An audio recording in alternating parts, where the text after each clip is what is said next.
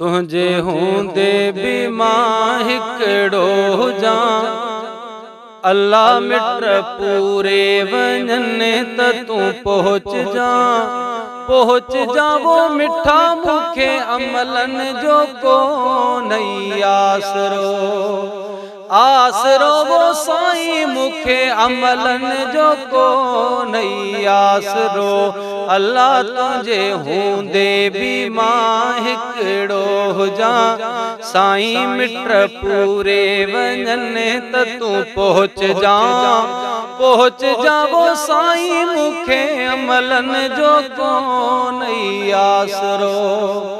आसरो वो मिठा मूंखे अमलनि जो कोन्ह आसरो। अल्लाह मुनकिर नकीर जी महलका,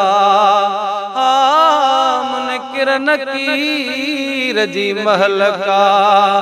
मुझे माफ़ीअ जी घोट तूं घुर कजां। अल्लाह मुझी माफ़ीअ जी घोट तूं घुर कजां वो साईं मूंखे अमलनि जो कोन्ह आसरो वो मिठा मूंखे अमलनि जो कोन्ह आसरो। अल्लाह जैसी पुछाणो थी वञे, जैसी पुछाणो थी वञे। तेसी मूं वटि कलाक ब तरस जा साईं, तेसी मूं वटि कलाक ब तरस जा वो साईं मूंखे अमलनि जो कोन्ह आसरो वो मिठा मूंखे अमलनि जो कोन्ह आसरो। अल्लाह मुझो मोहम्मद मुस्तफ़ा, मुझो मोहम्मद मुस्तफ़ा। खणी दफ्तर ख़ताऊं न खोल जा साईं, खणी दफ्तर ख़ताऊं न खोल जा वो साईं मूंखे अमलनि जो कोन्ह आसरो वो मिठा मूंखे अमलनि जो कोन्ह आसरो। अल्लाह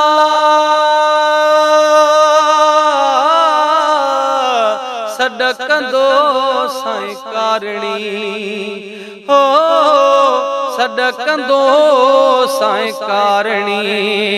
मूंखे सॾ सां मोहम्मद सॾ ॾिजां साईं, मूंखे सॾ सां मोहम्मद सॾ ॾिजां वो साईं मूंखे अमलनि जो कोन्ह आसरो।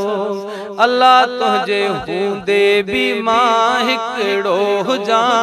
साईं मिट पूरे वञनि त तूं पहुच जा वो साईं मूंखे अमलनि जो कोन्ह आसरो वो मिठा मूंखे अमलनि जो कोन्ह आसरो। अल्लाह बाह जहन्नम जी मथां, ओ बाह जहन्नम जी मथां। राणा रहमत जी बूंद थी बरस जा। अल्लाह राणा रहमत जी बूंद थी बरस जा वो साईं मूंखे अमलनि जो कोन्ह आसरो वो मिठा मूंखे अमलनि जो कोन्ह आसरो। अल्लाह खणी ज़िमो मूं ज़ईफ़ जो,